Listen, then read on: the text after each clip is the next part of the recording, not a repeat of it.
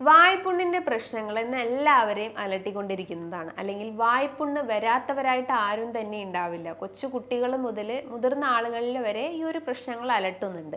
ഇന്നത്തെ വീഡിയോയിലൂടെ നമുക്ക് വായ്പുണ്ണിന്റെ കാരണങ്ങൾ എന്തൊക്കെയാണ്, അതിനെ നമുക്ക് എങ്ങനെ മാറ്റിയെടുക്കാം, അല്ലെങ്കിൽ അതിന്റെ പ്രതിവിധികൾ എന്തൊക്കെയാണെന്ന് നമുക്കൊന്ന് ഡിസ്കസ് ചെയ്യാം. ഹായ്, ഞാൻ doctor Juhi Das, QNB health കെയറിലെ ഹോമിയോപ്പതിക് ഫിസിഷ്യനാണ്.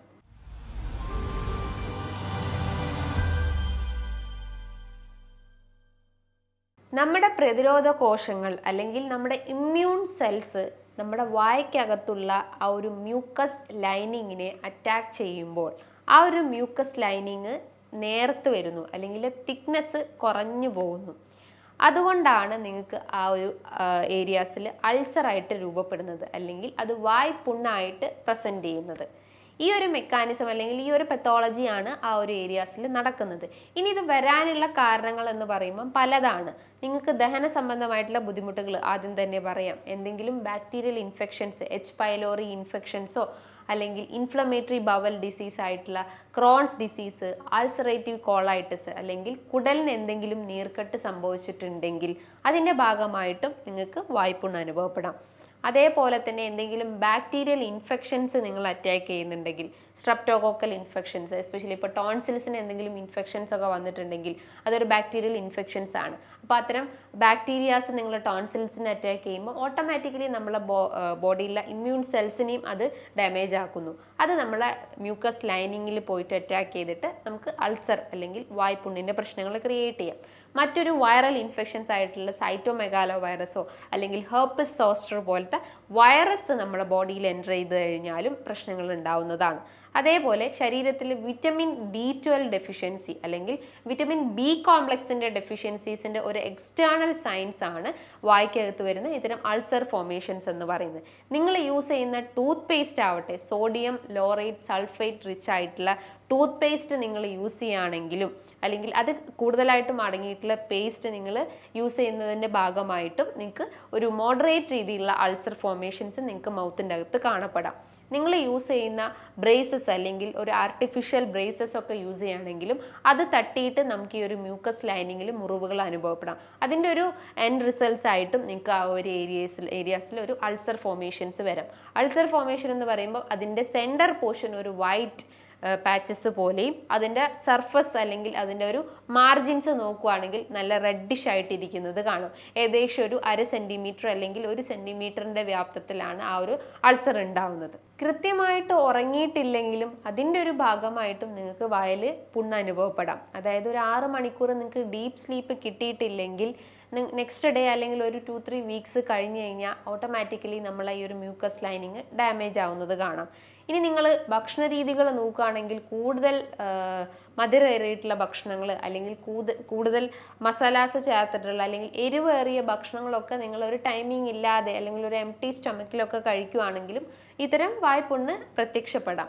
ഇനി കൂടുതലായിട്ടും ജങ്ക് ഫുഡിനൊക്കെ ഡിപ്പെൻഡ് ചെയ്യുന്ന ആളുകൾ അല്ലെങ്കിൽ ഹോട്ടൽ ഫുഡിനൊക്കെ ഡിപ്പെൻഡ് ചെയ്യുന്ന ആളുകൾ ഉണ്ടാവും. പ്രോസസ്സ് ചെയ്തിട്ടുള്ള ഭക്ഷണങ്ങൾ, പിസ്സ, ബർഗർ, സാൻഡ്വിച്ച്, പപ്സ്, ഇത്തരം ഭക്ഷണങ്ങളൊക്കെ നിങ്ങൾ ഡെയിലി ഒരു ടൈമിംഗ് ഇല്ലാതെ കഴിക്കുക അല്ലെങ്കിൽ ഒരു എംപ്റ്റി സ്റ്റൊമക്കിലൊക്കെ കഴിക്കുമ്പോൾ അതിൻ്റെ ഭാഗമായിട്ട് നിങ്ങൾക്ക് ദഹനത്തിൻ്റെ പ്രശ്നങ്ങൾ ഓട്ടോമാറ്റിക്കലി ക്രിയേറ്റ് ചെയ്യും.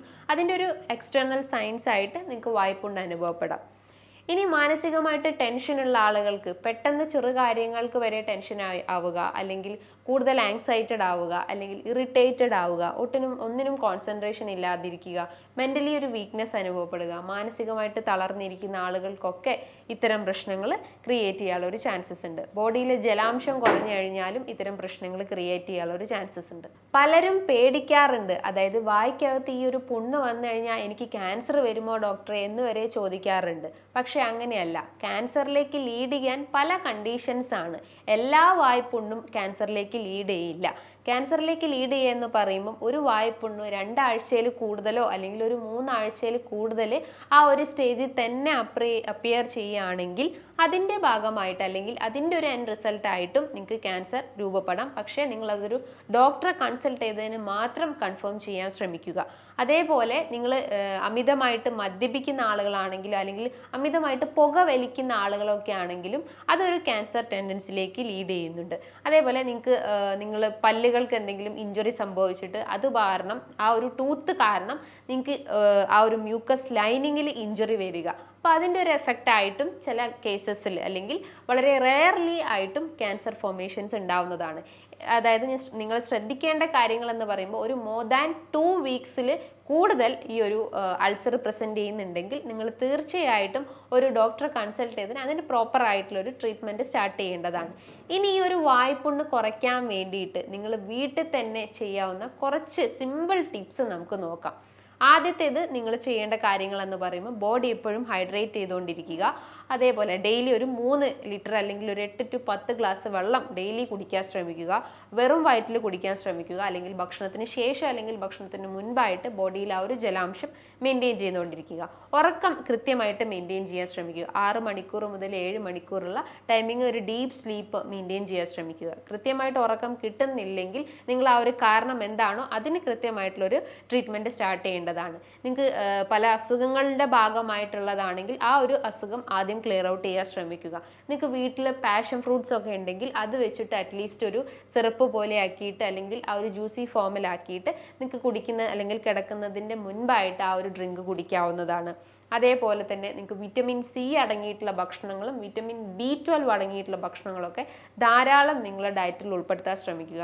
ഡെയിലി ഒരു നെല്ലിക്ക വെച്ച് കഴിച്ചു കഴിഞ്ഞാൽ നമ്മുടെ ദഹനം ഈസിയാക്കുന്നതാണ്, പ്രതിരോധം വർദ്ധിപ്പിക്കുന്നതാണ്. അതോടൊപ്പം തന്നെ ചർമ്മത്തിൻ്റെ ആരോഗ്യവും മുടിയുടെ ആരോഗ്യം എല്ലാം മെച്ചപ്പെടുത്താൻ സഹായിക്കുന്നതാണ്. പുറത്തുനിന്ന് അമിതമായി കഴിക്കുന്ന ഹോട്ടൽ ഭക്ഷണങ്ങൾ, അതായത് പൊറോട്ട, ബീഫ്, അതേപോലെ റെഡ് മീറ്റ് ചേർത്തിട്ടുള്ള ഭക്ഷണങ്ങൾ, അല്ലെങ്കിൽ കൂടുതൽ സ്പൈസി അല്ലെങ്കിൽ മസാലാസ് ചേർത്തിട്ടുള്ള noodles, fried rice, pastries, ice creams, sausages, ഇതെല്ലാം പൂർണ്ണമായിട്ടും ഉപേക്ഷിക്കാൻ ശ്രമിക്കുക. വീട്ടിൽ നിങ്ങൾ പ്രിപ്പയർ ചെയ്തിട്ടുള്ള വെജിറ്റബിൾസും ഫ്രൂട്ട്സും എല്ലാം ധാരാളം നിങ്ങൾ ഭക്ഷണത്തിൽ ഉൾപ്പെടുത്താൻ ശ്രമിക്കുക.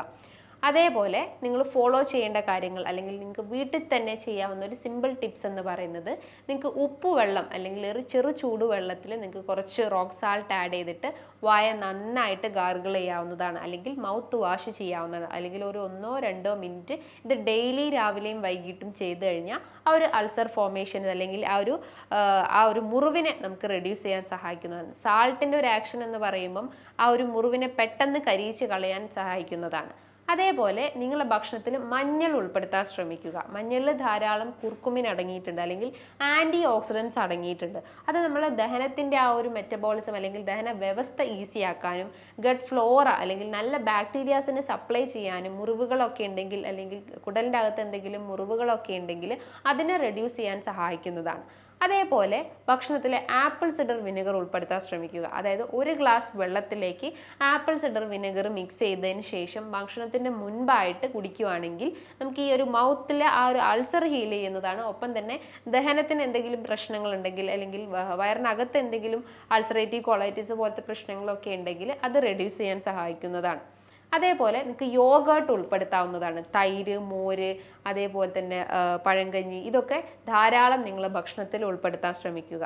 അതേപോലെ തന്നെ ഒരു 1/4 ഗ്ലാസ് മോര് ഒരു 2 ഗ്ലാസ് തണുത്ത വെള്ളത്തിലേക്ക് മിക്സ് ചെയ്തിട്ട് വായ്ക്കകത്ത് ഹോൾഡ് ചെയ്ത് നിർത്തുക. ഒരു 1-2 മിനിറ്റ് അല്ലെങ്കിൽ ഒരു 5 മിനിറ്റ് വായ്ക്കകത്ത് ഹോൾഡ് ചെയ്ത് നിർത്തുക. ആ ഒരു ഫുൾ ഫീലിംഗ് തോന്നിക്കഴിഞ്ഞാൽ നിങ്ങൾക്ക് അത് തുപ്പിക്കളയാവുന്നതാണ്. ആ ഒരു യോഗട്ട് അല്ലെങ്കിൽ തൈരിൻ്റെ ഒരു ആക്ഷൻ എന്ന് പറയുമ്പം അൾസറിനെ പെട്ടെന്ന് ഹീൽ ചെയ്യാൻ സഹായിക്കുന്നതാണ്. അല്ലെങ്കിൽ ആ ഒരു ബാക്ടീരിയൽ കോളനൈസേഷൻസ് ഉണ്ടെങ്കിൽ അത് റെഡ്യൂസ് ചെയ്യാൻ സഹായിക്കുന്നതാണ്. നിങ്ങൾക്ക് ആൻറ്റി ഇൻഫ്ലമേറ്ററി പ്രോപ്പർട്ടി ഉള്ള ഹണി യൂസ് ചെയ്യാവുന്നതാണ്. ജസ്റ്റ് ഒരു നുള്ള് ഹണി ജസ്റ്റ് ആ മുറിവുള്ള സ്ഥലത്ത് അപ്ലൈ ചെയ്ത് കൊടുക്കാവുന്നതാണ്. അതും പെട്ടെന്ന് തന്നെ ആ മുറിവ് ഉണക്കാൻ സഹായിക്കുന്നതാണ്. നെക്സ്റ്റ് മെത്തേഡ് എന്ന് പറയുമ്പം ഓയിൽ പുള്ളിംഗ് ആണ്. വെർജിൻ കോക്കനട്ട് ഓയിൽ അല്ലെങ്കിൽ 1-2 tablespoon virgin coconut oil മൗത്തിൽ ഹോൾഡ് ചെയ്ത് നിർത്താൻ ശ്രമിക്കുക. ഒരു 3 മിനിറ്റോ അല്ലെങ്കിൽ ഒരു 15 സെക്കൻഡ്സ് ഒക്കെ ആയിട്ട് മൗത്തിൽ ജസ്റ്റ് ഒന്ന് ഹോൾഡ് ചെയ്ത് നിർത്തുക. അല്ലെങ്കിൽ ജസ്റ്റ് ഒന്ന് വാഷ് ചെയ്യുന്ന രീതിയിൽ അത് ഹോൾഡ് ചെയ്ത് നിർത്തുക. എന്നിട്ട് അത് തുപ്പിക്കളയുക. അതും നമുക്കൊരു ഗ്രേറ്റ് ആൻറ്റി ഇൻഫ്ലമേറ്ററി പ്രോപ്പർട്ടിയാണ്. അതോടൊപ്പം തന്നെ ആ ഒരു മുറിവിനെ പെട്ടെന്ന് ഡിസോൾവ് ചെയ്യാനും ആ ഒരു ബാക്ടീരിയൽ ഗ്രോത്തിനെ റെഡ്യൂസ് ചെയ്യാൻ സഹായിക്കുന്നതാണ്. യോഗട്ട് അല്ലെങ്കിൽ കട്ട തൈര് വെച്ചിട്ട് നിങ്ങൾക്ക് ആ ഒരു മുറിവുള്ള സ്ഥലത്ത് ഒന്ന് ഹോൾഡ് ചെയ്ത് നിർത്തി കഴിഞ്ഞാൽ അല്ലെങ്കിൽ മുറിവുള്ള സ്ഥലത്ത് അപ്ലൈ ചെയ്ത് കഴിഞ്ഞാലും പെട്ടെന്ന് തന്നെ ആ മുറിവുകൾ ഉണങ്ങിപ്പോകുന്നതാണ്. ഇത്തരം ടിപ്സാണ് നിങ്ങൾക്ക് വീട്ടിൽ തന്നെ ചെയ്യാൻ പറ്റുന്നതാണ്. ഇത് ചെയ്തു കഴിഞ്ഞാൽ ആ ഒരു മുറിവിൻ്റെ പ്രശ്നങ്ങൾ അല്ലെങ്കിൽ അൾസർ ഫോർമേഷൻസ് നമുക്ക് കുറച്ച് ആഴ്ചകൾ കൊണ്ട് തന്നെ നമുക്കത് റെഡ്യൂസ് ചെയ്യാൻ സഹായിക്കുന്നതാണ്. ഇനി ഇതുമായി ബന്ധപ്പെട്ട് നിങ്ങൾക്ക് എന്തെങ്കിലും സംശയങ്ങൾ ഉണ്ടെങ്കിൽ താഴെ കാണുന്ന നമ്പറിൽ കോൺടാക്ട് ചെയ്യാവുന്നതാണ്. നല്ലൊരു ഹെൽത്ത് ടോപ്പിക്കുമായി വീണ്ടും കാണാം. താങ്ക്